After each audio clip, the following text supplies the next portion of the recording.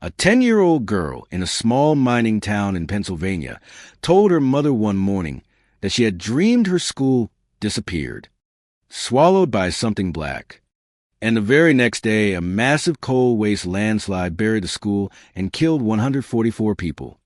including the girl herself. And no scientist has ever been able to fully explain how a child's sleeping brain produced an image so terrifyingly precise that it mirrored a catastrophe that had not yet occurred. That single event, which took place in 1966, remains one of the most haunting intersections of dreaming and reality ever documented. And it forces a question that humanity has wrestled with since the first cave paintings were scratched onto stone walls thousands of years ago.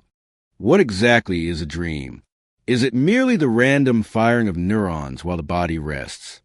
A kind of biological screensaver with no deeper significance? Or is it something far more mysterious, a transmission from the hidden depths of the mind? Or perhaps even a window into a parallel dimension that our waking eyes can never see? The answer, as it turns out, is not simple, and the deeper you look into the science, the history, the psychology, and the philosophy of dreaming, the more you realize that this nightly journey we all take is one of the greatest unsolved mysteries of human existence. A phenomenon so common that we barely think about it, and yet so strange that the greatest thinkers in history have devoted entire lifetimes to trying to understand it. Tonight, when you close your eyes and drift off to sleep, you will enter a world that feels absolutely real while you are inside it. A world where the laws of physics bend and break. Where people who died years ago walk beside you as though nothing happened. Where you can fly over cities or fall through floors or find yourself naked in a crowded room, and none of it strikes you as unusual until the alarm clock drags you back to waking life, and the whole elaborate construction begins to dissolve like fog in morning sunlight. What is happening inside your skull during those hours of unconsciousness is one of the most active areas of research in modern neuroscience. And what scientists have discovered so far is both fascinating and incomplete. A patchwork of theories and experiments that illuminate parts of the picture while leaving vast stretches in shadow. And it is precisely those shadowy areas that make dreams so endlessly captivating. To truly understand what dreams are and what they might mean for our lives, we need to travel back in time to the very earliest civilizations and trace the long, winding path that humanity has walked in its relationship with the sleeping mind. Because the way people have thought about dreams over the centuries tells us as much about the nature of consciousness as any brain scan or laboratory experiment ever could. In ancient Egypt, around 2,000 years before the Common Era, people were already writing down their dreams on papyrus scrolls, treating them as sacred communications from the gods. And those who experienced particularly vivid or memorable dreams were considered to be spiritually favored, blessed with divine connection that ordinary sleepers did not possess. Temples contained special sleeping chambers where pilgrims would lie down on consecrated beds and deliberately seek dreams as a form of divine consultation, hoping that the gods would speak to them through the imagery of sleep and provide guidance on matters of health, fortune, and destiny. And priests trained in the art of dream interpretation would analyze these nocturnal visions and deliver their verdicts with the authority of religious law. Because in that culture, a dream was not entertainment or accident, but oracle, a direct line to the supernatural powers that govern the universe. Meanwhile, in ancient China, as far back as 1,500 years before the Common Era, royal scribes were carving records of the emperor's dreams onto oracle bones, the shoulder blades of oxen and the shells of turtles that served as the primary medium of written communication in that era. And these dream records were taken with absolute seriousness because the content of a ruler's dream was considered to be a matter of national security. A coded message from heaven that could foretell military victory or agricultural disaster or the rise and fall of dynasties. Later Chinese courts maintained official dream interpreters whose job was to analyze the emperor's nightly visions and translate them into policy recommendations. And historical chronicles are filled with accounts of dreams that allegedly predicted the births of great leaders, the outcomes of battles, and the fates of entire kingdoms, such as a famous story of a queen who dreamed she embraced a dragon and subsequently gave birth to a son, who would become one of the most powerful emperors in history. This pattern of treating dreams as prophetic messages from a higher power repeated itself across virtually every civilization that left written records.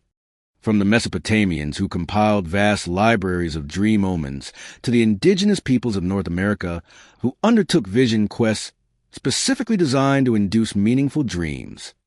And the consistency of this belief across cultures separated by oceans and millennia suggests something profound about the human relationship with dreaming. Namely, that there is something about the experience of dreaming that feels so significant, so charged with meaning, that people in every era and every corner of the world have independently concluded that it must be more than just a biological accident. In the ancient Greek and Roman world, dream interpretation became a sophisticated intellectual discipline known as oniromancy, practiced by specialists who studied the symbolic language of dreams with the same rigor that astronomers applied to the movements of stars. And philosophers, including Aristotle and Plato, wrote extensively about the nature and significance of dreams, debating whether they were divine messages, natural phenomena, or some combination of both. In the 2nd century of the Common Era, a scholar named Artemidorus compiled what was essentially the first comprehensive dream dictionary, a massive work called the Oneirocritica that drew on centuries of accumulated interpretive tradition and provided detailed guidelines for decoding the symbolic content of virtually any dream scenario, from flying to falling to encountering animals to losing teeth. And the fact that this book remained influential for over 1,000 years testifies to the enduring human hunger for dream meaning. Greek mythology itself is saturated with dreams that change the course of events. From the Odyssey, where gods communicate truth to mortals through the medium of sleep, to the histories of Herodotus, where prophetic dreams warn of impending catastrophe, and the distinction between true dreams and false dreams is treated as a matter of practical importance rather than philosophical curiosity. Religious traditions have been equally fascinated by dreams and have frequently assigned them a central role in the unfolding of sacred history. The Bible contains numerous accounts of prophetic dreaming, perhaps the most famous being the story of Joseph in the Old Testament, who interpreted the Pharaoh's dream of 7 fat cows being devoured by 7 thin cows as a prediction of 7 years of abundance, followed by 7 years of famine. A reading that proved correct and elevated Joseph from prisoner to the second most powerful person in the kingdom. In the New Testament, Joseph, the husband of Mary, received divine instructions through dreams on multiple occasions, including the crucial dream that told him to accept Mary as his wife, and the dream that warned him to flee to safety to protect the infant Jesus. And the 3 wise men were similarly warned in a dream to avoid returning to King Herod, whose intentions were murderous. These biblical dream narratives established a theological framework in which dreams served as one of the primary channels through which the divine communicated with humanity. And this framework influenced Western attitudes toward dreaming for centuries, creating a cultural environment in which taking your dreams seriously was not a sign of superstition, but of spiritual attentiveness. But if ancient and medieval people saw dreams as messages from the gods, the modern era brought a new kind of dream interpreter, one who looked not to heaven, but to the hidden recesses of a human psyche. And the 2 most influential figures in this revolution were Sigmund Freud and Carl Jung, whose theories about the meaning of dreams reshaped not only psychology, but popular culture itself, and continue to influence how ordinary people think about their nightly visions more than a century after their major works were published. Freud, the founder of psychoanalysis, published his groundbreaking work, The Interpretation of Dreams, in 1900.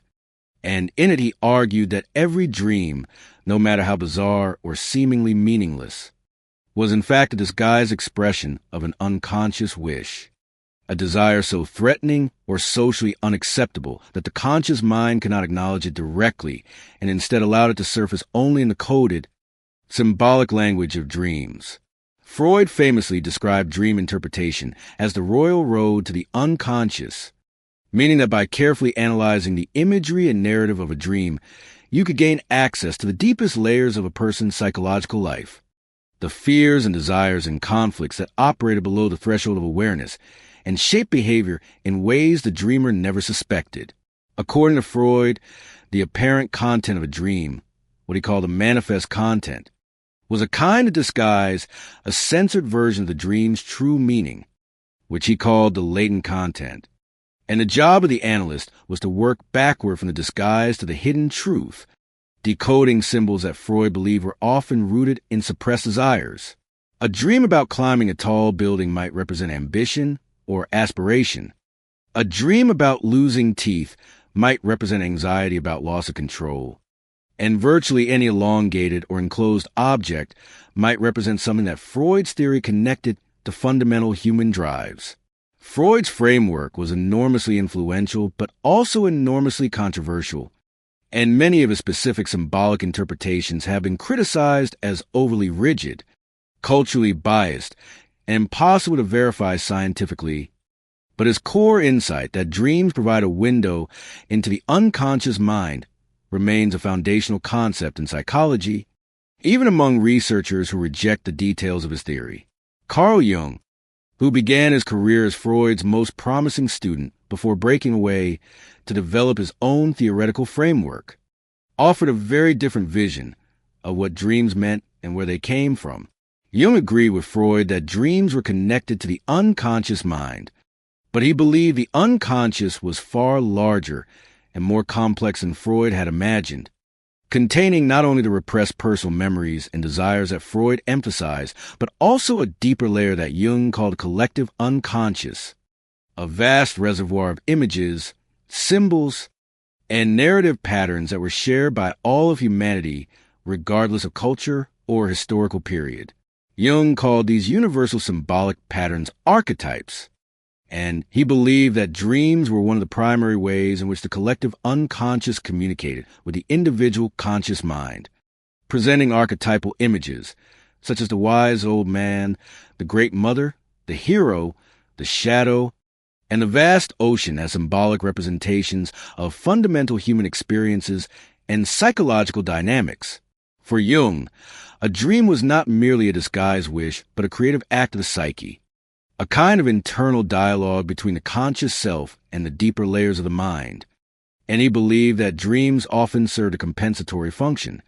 bringing to awareness aspects of the self that the dreamer had neglected or suppressed, and thereby helping to restore psychological balance. Where Freud saw dreams as expressions of repressed individual desire,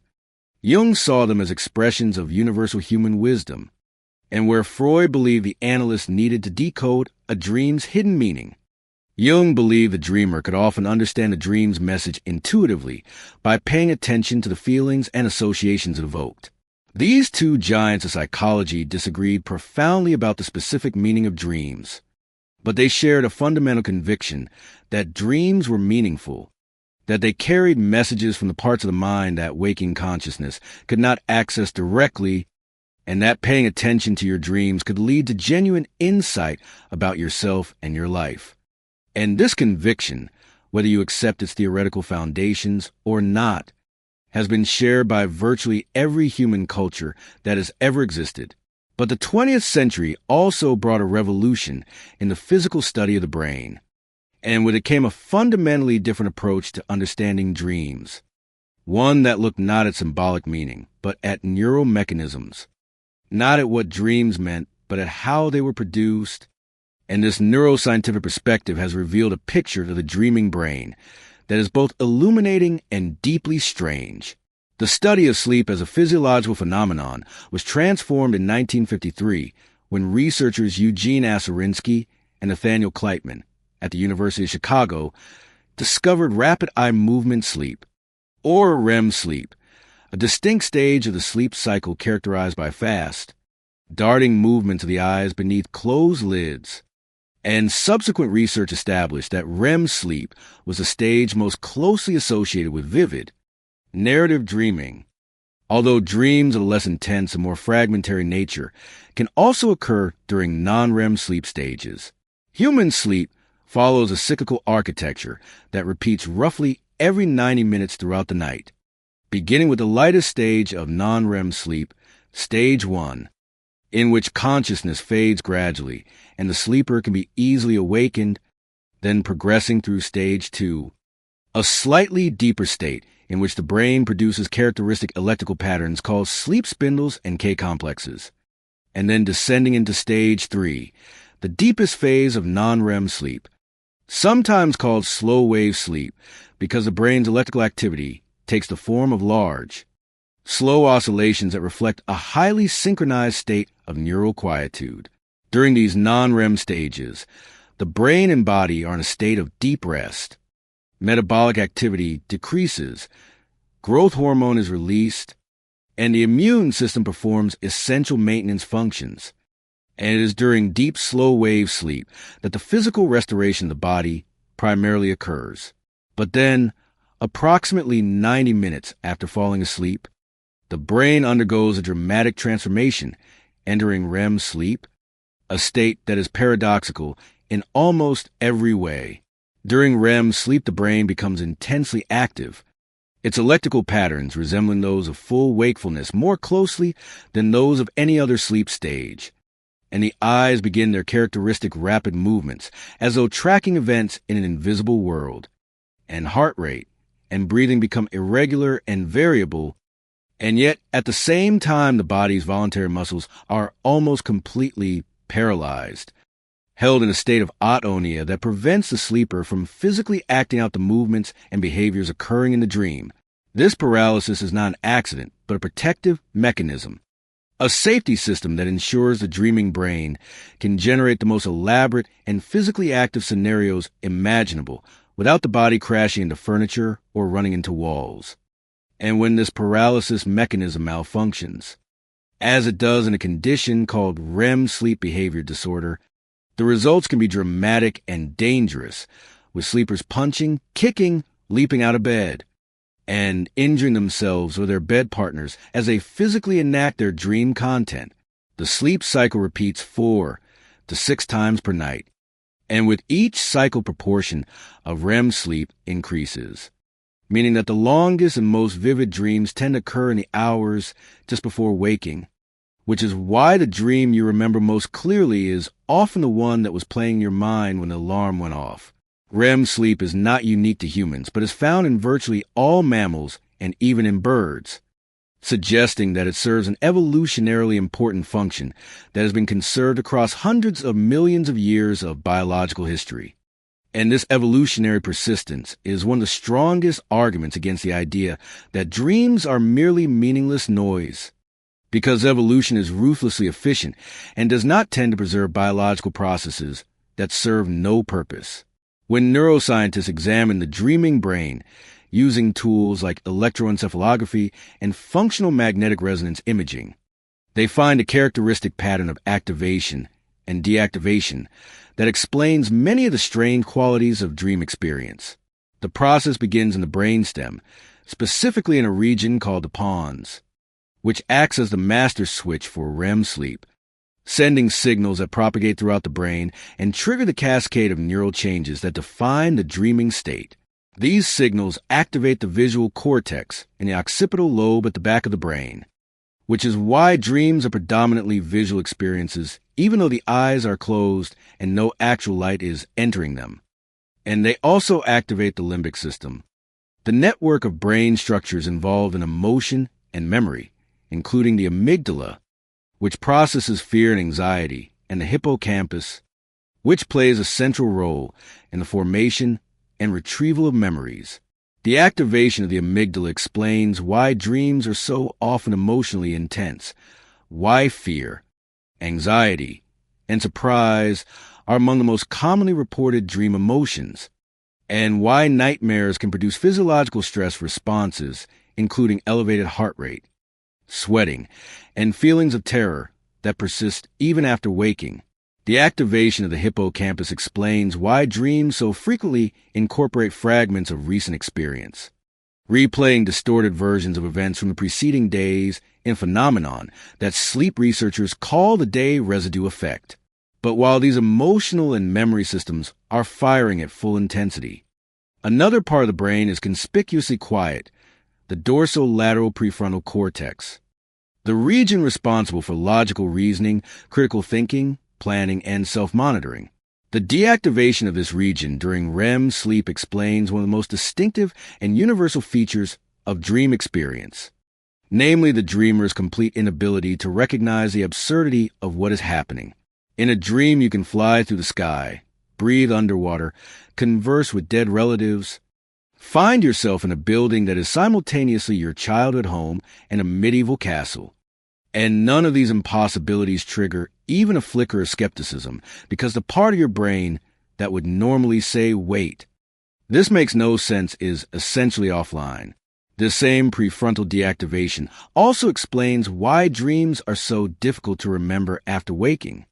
Because the neuromachinery responsible for encoding experiences into long-term memory is functioning at reduced capacity during REM sleep, which means that the brain is generating elaborate, emotionally charged experiences and simultaneously failing to record them, a situation that would be bizarre in any other context, but is simply the normal operating procedure of the dreaming mind. So the dreaming brain can be described as operating in a special mode in which the sensory and emotional systems are switched on while the logical and executive systems are switched off, creating an internal world that is vivid and emotionally powerful, but logically incoherent and poorly remembered. And this description matches perfectly with the subjective experience of dreaming that every human being recognizes. Armed with these neurological observations, scientists have attempted to construct theories that explain not just what happens in the brain during dreaming, but why it happens, what functional purpose dreaming might serve. And one of the most influential and controversial of these theories is the activation synthesis model proposed in 1977 by researchers J. Allen Hobson and Robert McCarley at Harvard University. The activation synthesis model was a direct challenge to the Freudian tradition of dream interpretation, and its core claim was stark and provocative. Dreams have no inherent meaning. According to Hobson and McCarley, dreams are simply what happens when the cerebral cortex, the brain's meaning-making machinery, tries to impose narrative order on the random electrical signals generated by the brainstem during REM sleep. The brainstem fires its signals without any regard for meaning or coherence, activating visual, emotional, and motor areas in essentially random patterns, and the cortex, which is hardwired to find patterns and construct stories, does its best to weave these random inputs into something that resembles a coherent experience. But because the raw material is noise rather than signal, the resulting narrative is inevitably bizarre, disjointed, and nonsensical, which is exactly what dreams are. In this view, asking what a dream means is like asking what a static pattern on a television screen means. The answer is nothing, because there is no signal,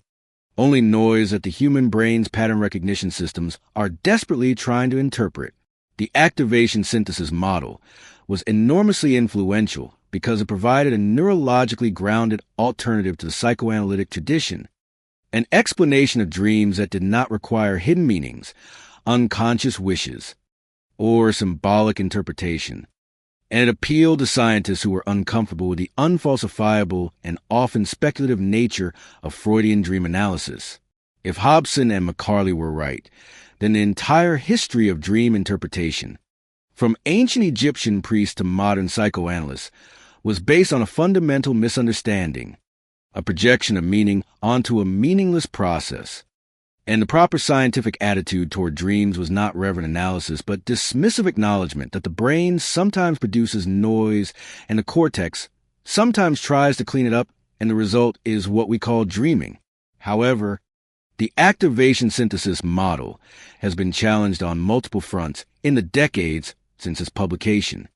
And most sleep researchers today believe that while Hobson and McCarley were right to emphasize the role of brainstem activation in triggering REM sleep, they were wrong to conclude that dreams are entirely meaningless. One important criticism is that dreams are not as random as the model predicts. Systematic studies of dream content have found that dreams tend to reflect the dreamer's waking concerns, emotional preoccupations, and recent experiences far more consistently than would be expected if dream content were truly random. And certain dream themes, such as being chased, falling, flying,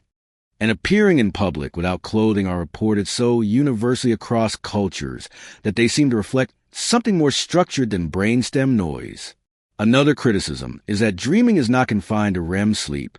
People also report dream experiences during non-REM sleep stages, which means that the brainstem activation specific to REM sleep cannot be the sole explanation for dreaming, and there must be additional mechanisms at work. Perhaps the most compelling challenge to the activation synthesis model comes from the growing body of evidence that sleep and dreaming serve important functional roles in memory consolidation,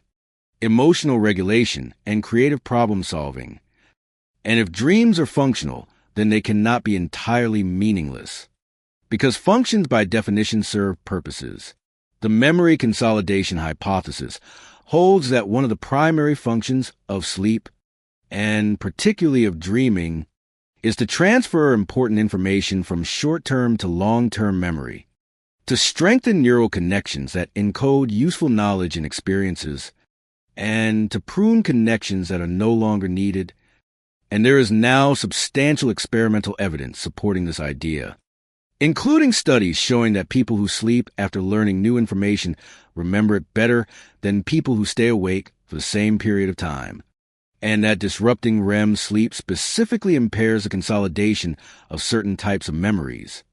particularly those involving complex procedures, emotional experiences, and creative insights. But the memory consolidation hypothesis goes beyond simple storage. It suggests that the dreaming brain is not just filing away memories, but actively reorganizing them, making new connections between disparate pieces of information, and integrating recent experiences with older knowledge in ways that can produce genuinely novel insights. And this reorganization process may be experienced subjectively as the bizarre, associative, seemingly random narrative of a dream, which means that the apparent randomness of dream content may actually be the outward manifestation of a sophisticated information processing system operating below the level of conscious awareness. The emotional processing hypothesis adds another dimension to this picture, proposing that dreams serve a crucial role in regulating emotions and maintaining psychological health. Research has shown that REM sleep activates the brain's emotional networks, including the amygdala and the limbic system, and that this activation appears to involve a kind of emotional rehearsal in which the brain replays and reprocesses emotionally charged experiences from waking life in a neurochemical environment that is fundamentally different from wakefulness, specifically an environment in which the stress hormone norepinephrine is almost completely absent. The significance of this neurochemical difference is profound. It means that the brain can revisit and reprocess emotionally difficult experiences during REM sleep without the physiological stress response that would accompany those same experiences during waking life. And this may explain why a good night's sleep can transform the way we feel about a problem or a conflict, why things that seemed overwhelming at night often seem more manageable in the morning, and why chronic sleep deprivation, which reduces the amount of REM sleep, is so strongly associated with emotional instability, anxiety, depression, and other mental health problems. The threat simulation theory, proposed by Finnish cognitive neuroscientist Anni Rauvansuo, offers yet another functional perspective on dreaming, suggesting that dreams evolve specifically to simulate threatening situations and thereby prepare the dreamer to respond effectively to real-world dangers. According to this theory, the prevalence of negative emotions in dreams, the fact that fear, anxiety, and threat are far more common dream themes than joy, pleasure, and comfort, is not a flaw or a random artifact, but an adaptive feature, because an organism that rehearses dangerous scenarios during sleep is better prepared to survive those scenarios when they occur in waking life. Rauvansuo's theory is supported by the observation that the content of dreams tends to reflect the types of threats that were relevant in the ancestral environments in which human dreaming evolved, such as being chased by predators, falling from heights, and being attacked by hostile humans. And these themes remain remarkably consistent across cultures and historical periods, even though the actual threats faced by modern humans are very different from those faced by our evolutionary ancestors. Taken together, these functional theories suggest that dreaming is far from meaningless. that it serves multiple important roles in maintaining the health and adaptive functioning of the mind, and that the strange, emotional, often frightening content of dreams is not noise, but signal, the experiential surface of deep computational processes that are essential to our psychological well-being and cognitive performance. But even as neuroscience has made remarkable progress in understanding the mechanisms and functions of dreaming, there remain aspects of the dream experience that resist easy scientific explanation, phenomena that hover at the boundary between the known and the unknown, and that continue to provoke debate among researchers. And it is to these more mysterious aspects of dreaming that we now turn. Lucid dreaming, the experience of becoming aware that you are dreaming while the dream is still in progress, is one of the most fascinating and well-documented of these phenomena. And it challenges some of our most basic assumptions about the nature of consciousness and the relationship between the sleeping and waking mind. In a typical dream, the dreamer accepts the dream reality without question, no matter how absurd or impossible the events may be. But in a lucid dream, a sudden flash of critical awareness breaks through the fog of sleep, and the dreamer realizes this is a dream.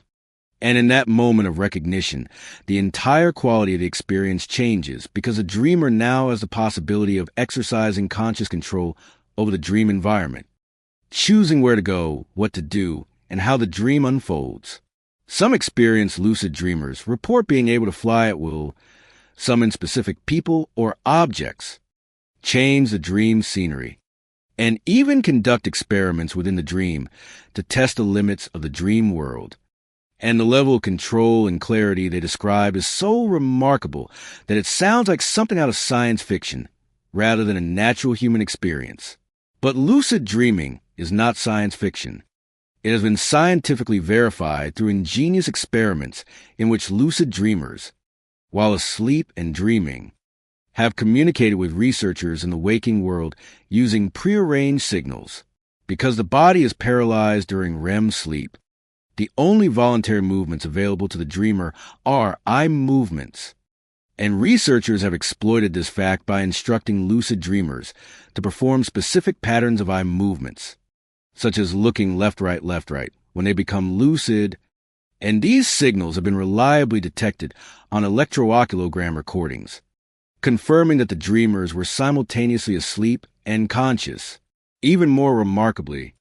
a groundbreaking 2021 study published in the journal Current Biology demonstrated that researchers can engage in real-time two-way communication with lucid dreamers, presenting them with simple math problems through spoken words or tactile stimuli, and receiving correct answers conveyed through prearranged eye movement or facial muscle signals. In one particularly striking trial, a sleeping participant was asked to compute 1 plus 3 and responded by making 4 deliberate eye movements, correctly answering the question from within the dream. And this achievement represents a genuine milestone in consciousness research because it demonstrates that a sleeping, dreaming brain can receive external information, process it cognitively, and generate a voluntary response, all while maintaining the subjective experience of being in a dream world. However, while many people have experienced brief flashes of lucidity during dreams, the ability to maintain stable lucid awareness and exercise meaningful control over dream content is quite rare. A survey of approximately 400 university students conducted by a psychology professor found that while many reported having occasionally realized they were dreaming,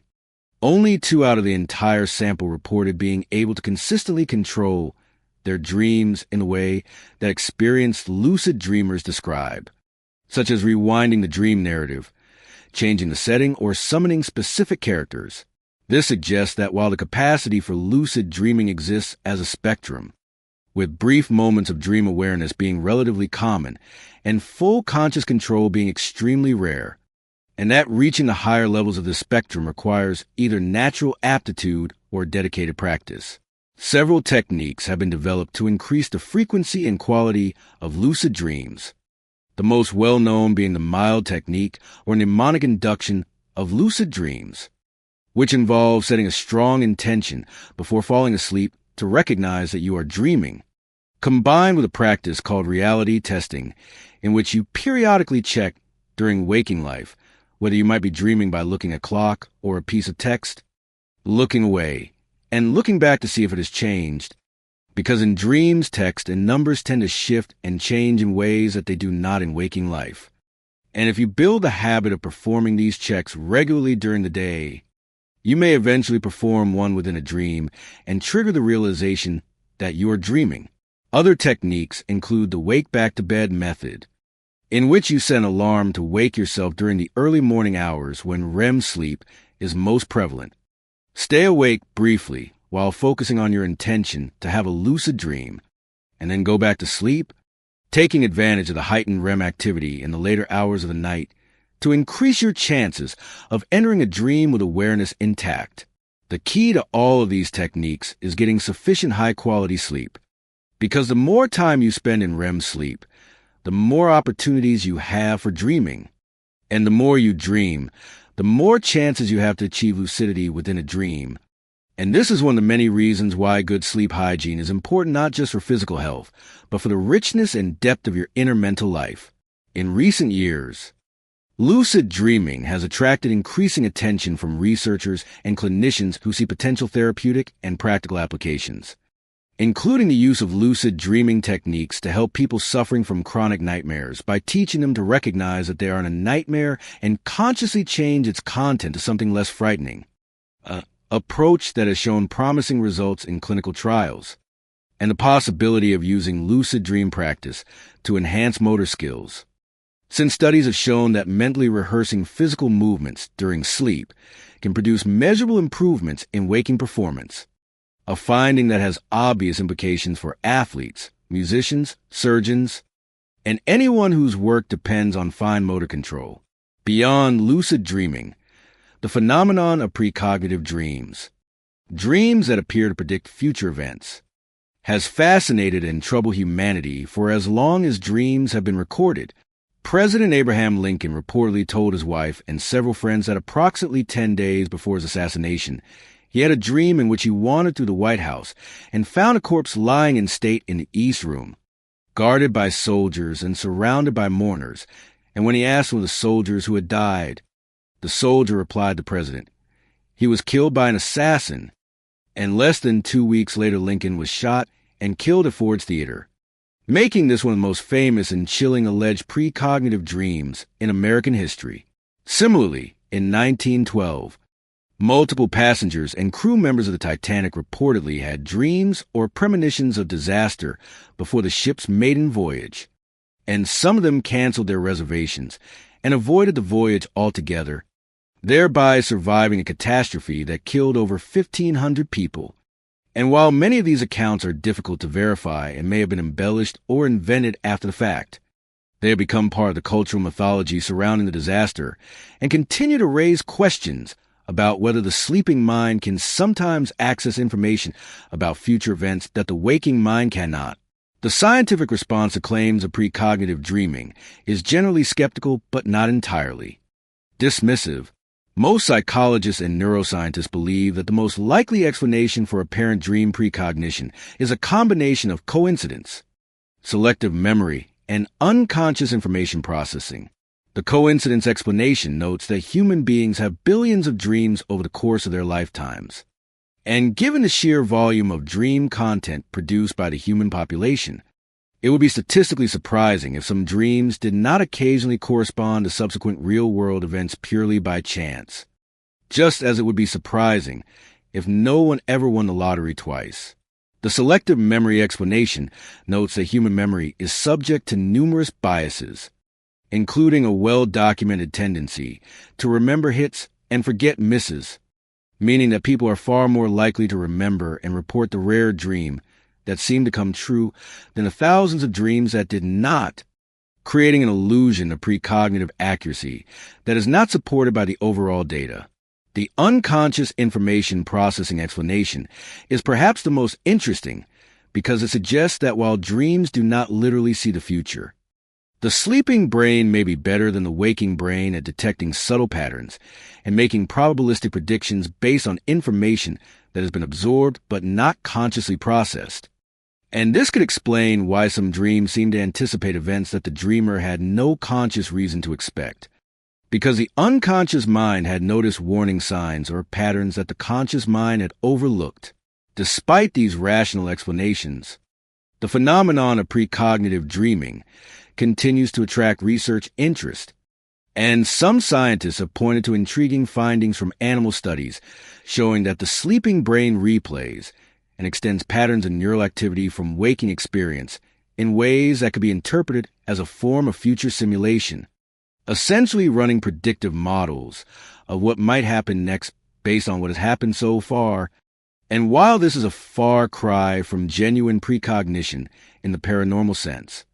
it does suggest that the dreaming brain is more forward-looking than was previously appreciated, and that the boundary between prediction and precognition may be less clear-cut than skeptics assume. The phenomenon of shared dreaming, in which two or more people report having the same dream on the same night, is even more difficult to explain and has been documented in thousands of cases worldwide, according to researchers who have cataloged such reports. The most common context for shared dreaming appear to be relationships characterized by strong emotional bonds, including couples, parents and children, twins, and therapists and their patients. Although there are also reported cases involving complete strangers who had no known connection prior to their shared dream experience. Researchers who have examined these reports generally find that when the details are carefully compared, the dreams are similar rather than identical, and the degree of correspondence may be exaggerated by the natural human tendency to focus on similarities and minimize differences.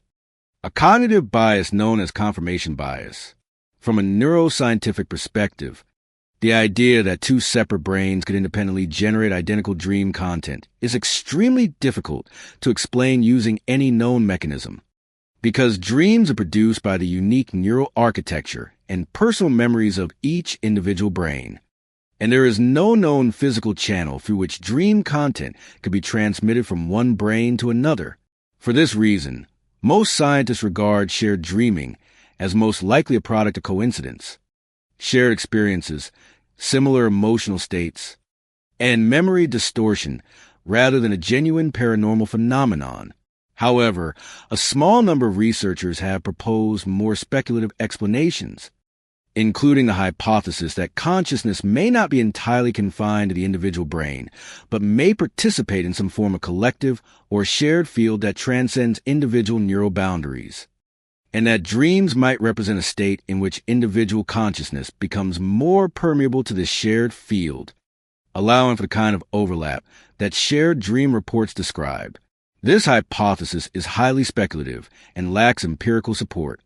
but illustrates the way in which the mysteries of dreaming continue to push researchers toward the boundaries of conventional scientific understanding and to raise questions about the nature of consciousness that may ultimately require new theoretical frameworks to answer. The creative power of dreams is perhaps the aspect of dreaming that has the most concrete and well-documented impact on waking life, because the history of science, art, music, and literature is filled with examples of important discoveries, inventions, and works of art that originated in dreams or were directly inspired by dream experiences. The Russian chemist Dmitry Mendeleev reportedly struggled for years to find a systematic way to organize the known chemical elements before falling asleep at his desk one night and dreaming of a table in which all the elements fell into place according to their atomic weight and chemical properties. And when he awoke, he immediately wrote down what he had seen in his dream, producing the first version of the periodic table of elements, one of the most important organizational frameworks in the history of science. The German chemist Friedrich August Kekule had been trying to determine the molecular structure of benzene, a crucial problem in organic chemistry, when he dozed off in front of his fireplace and dreamed of a snake seizing its own tail and spinning in a circle. And this dream image inspired him to propose that the benzene molecule had a ring-shaped structure rather than the linear chain structure that chemists had previously assumed, an insight that proved correct and opened up vast new areas of chemical research. The Danish physicist Niels Bohr reportedly dreamed of electrons orbiting an atomic nucleus in the same way that planets orbit the sun, and this dream image contributed to his development of the planetary model of the atom, which was a foundational contribution to quantum physics. The German pharmacologist Otto Lowy dreamed of an elegant experiment that would demonstrate whether nerve signals were transmitted electrically or chemically, and he woke up in the middle of the night and scribbled down the experimental design, then went back to sleep, and when he woke in the morning, he could barely read his own handwriting, but managed to reconstruct the experiment, which he performed that day, and the results definitively showed that nerve signals were transmitted chemically through substances called neurotransmitters, a discovery for which Lowy was awarded the Nobel Prize in Physiology or Medicine in 1936. In the arts, the English author Mary Shelley conceived the basic idea for her novel Frankenstein during a waking dream or hypnagogic vision, in which she saw a pale student kneeling beside a hideous assembled creature that showed signs of life. And this image became the seed of one of the most influential works of science fiction and horror literature ever written. The Spanish surrealist painter Salvador Dali deliberately cultivated dreamlike states and used the imagery that emerged from them as a foundation for his paintings, developing a technique he called the paranoia critical method, in which he would allow his mind to generate spontaneous associations and hallucinations while remaining sufficiently aware to capture them on canvas. And the resulting works, with their melting clocks, distorted figures, and impossible landscapes,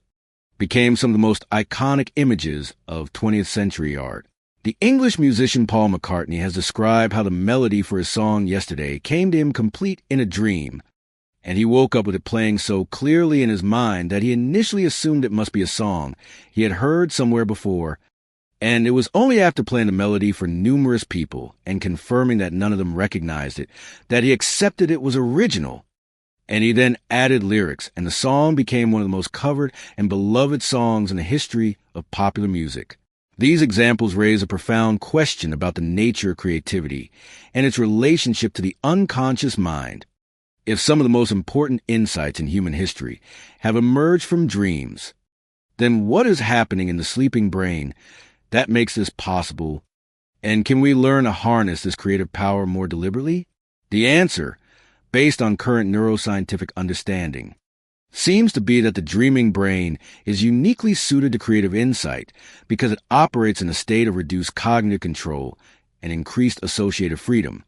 meaning that the normal constraints that keep waking thought organized and logical are relaxed during dreaming, allowing the brain to make connections between ideas and memories that would ordinarily be kept separate. And some of these unexpected connections turn out to be genuinely novel and useful, which is experienced as a creative insight or breakthrough. The frontal lobe, which during waking life acts as a kind of editor or censor that evaluates ideas for logical consistency and rejects those that don't make sense, is largely offline during REM sleep, which means that wild, improbable, seemingly nonsensical combinations of ideas can form without being immediately dismissed.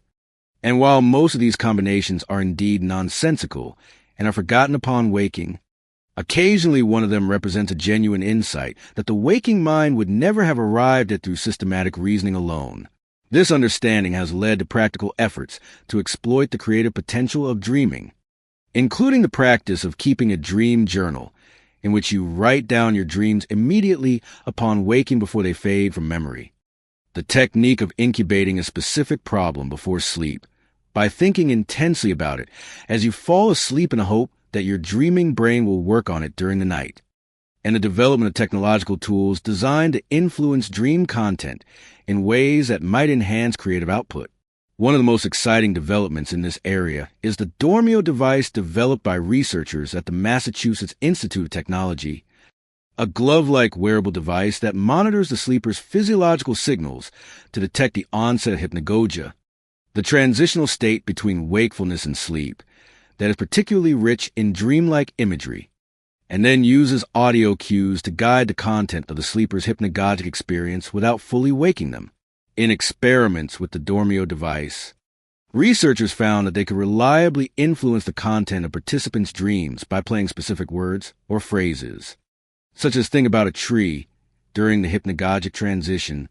and 67% of participants subsequently reported dream content related to the suggested theme,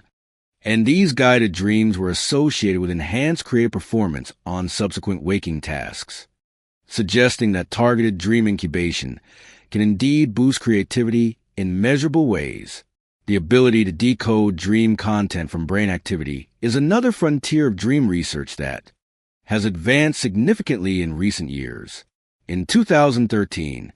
a team of Japanese researchers demonstrated that it was possible to use functional magnetic resonance imaging to analyze the brain activity of sleeping subjects and predict with above-chance accuracy what categories of objects they were seeing in their dreams.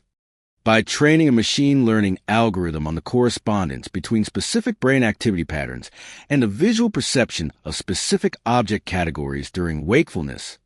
and then applying the same algorithm to brain activity recorded during sleep, the results were far from perfect, more like predicting that someone was dreaming about a vehicle rather than specifically a red 1967 Mustang. But they represented a genuine proof of concept that the subjective content of dreams could be objectively detected from outside the dreamer's skull. And subsequent research has refined these techniques and improved their accuracy, raising the long-term possibility that we might one day be able to record and play back dreams in something approaching their full subjective richness, a prospect that is both thrilling and somewhat unsettling in its implications for privacy, identity, and the nature of inner experience. These scientific and technological advances are gradually transforming dreams from a purely subjective phenomenon into an objective research target, a transition that carries enormous implications for our understanding of consciousness, memory, creativity, and mental health, and that may eventually lead to therapeutic applications that we can barely imagine today. From personalized dream therapy for trauma survivors to dream-based learning enhancement to creative dream incubation for artists and inventors. But even as technology opens new windows into the dreaming mind, the deepest questions about dreams remain unanswered, and some researchers believe that fully understanding dreams may require conceptual frameworks that go beyond conventional neuroscience and venture into territory that is currently considered speculative or even fringe. The quantum consciousness hypothesis, proposed by physicist Roger Penrose and anesthesiologist Stuart Hameroff, suggests that consciousness itself, including dream consciousness, may arise from quantum mechanical processes occurring within microtubules, tiny structural proteins found inside neurons, and that these quantum processes could give rise to properties of consciousness that cannot be explained by classical neuroscience alone,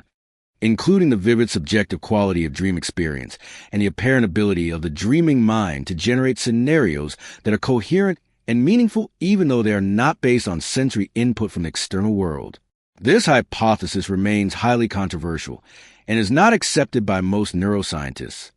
primarily because the brain operates at temperatures and in conditions that would seem to prevent the delicate quantum coherence that the theory requires.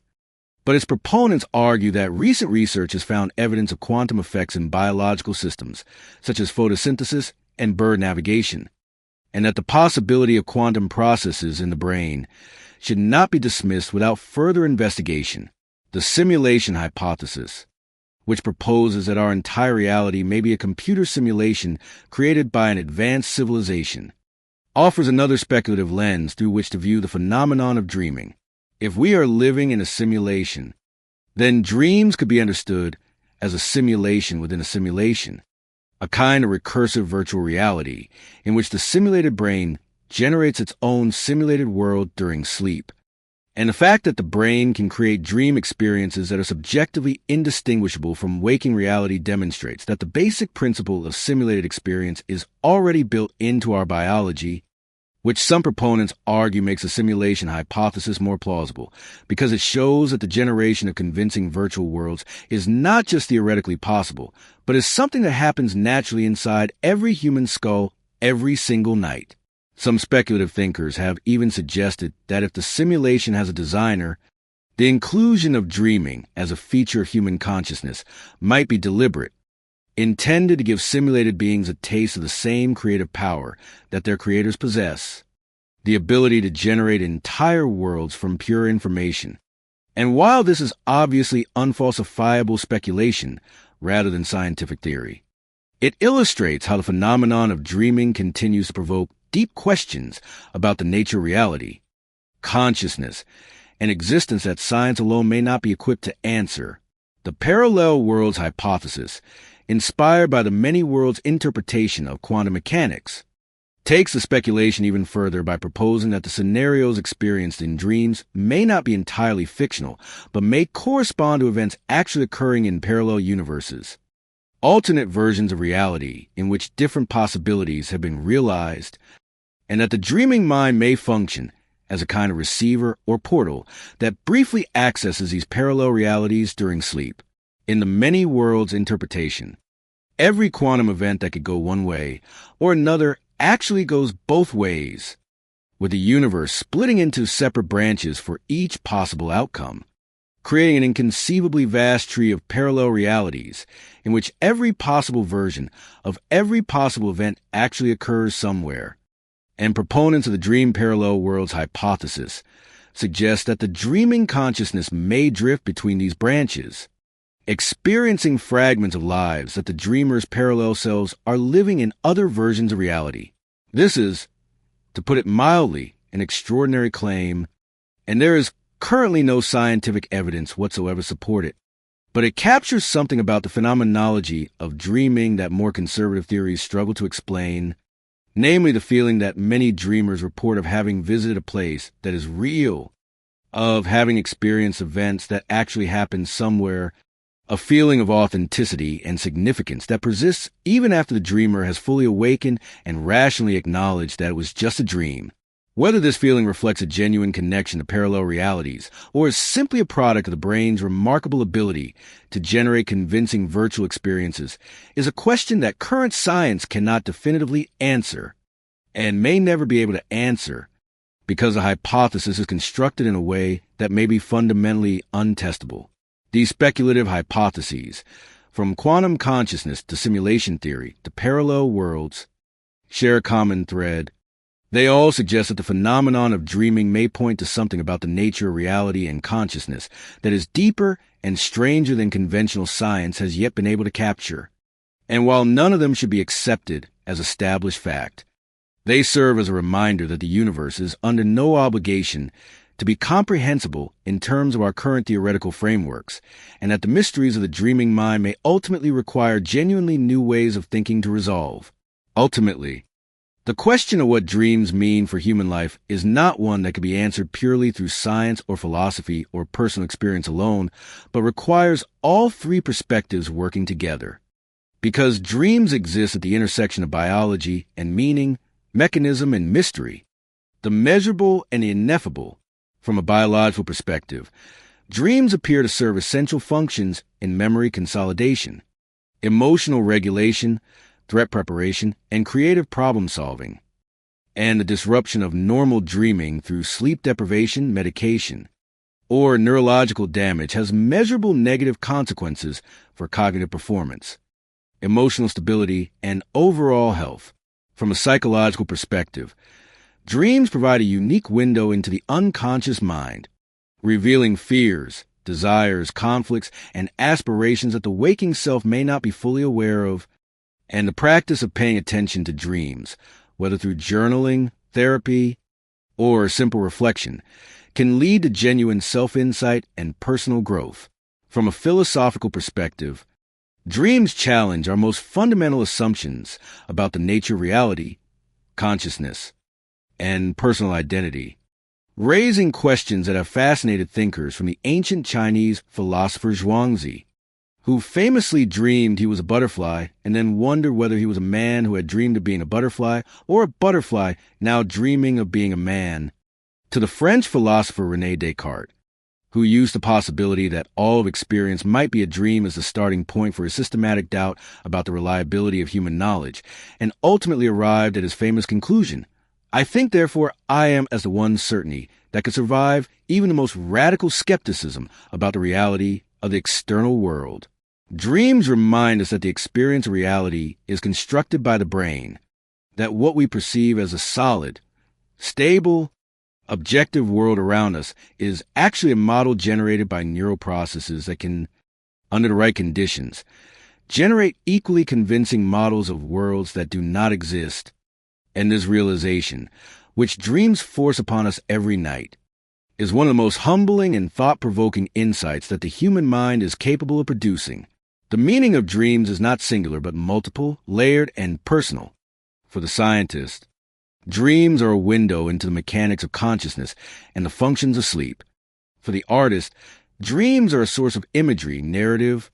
and emotional intensity that no waking experience can match. For the philosopher, dreams are a perpetual challenge to complacency about the nature of reality. For the therapist,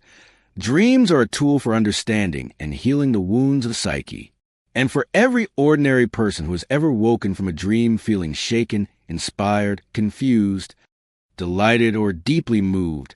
dreams are a reminder that there's more to our minds than we know, more to our lives than we can see, and more to reality than we can prove. Tonight, when you close your eyes and consciousness begins to dissolve into the warm darkness of sleep, you will cross a threshold that billions of human beings have crossed before you, entering a world that has no physical location, and yet feels more real than many waking experiences. A world that is generated entirely by your own brain, and yet constantly surprises you.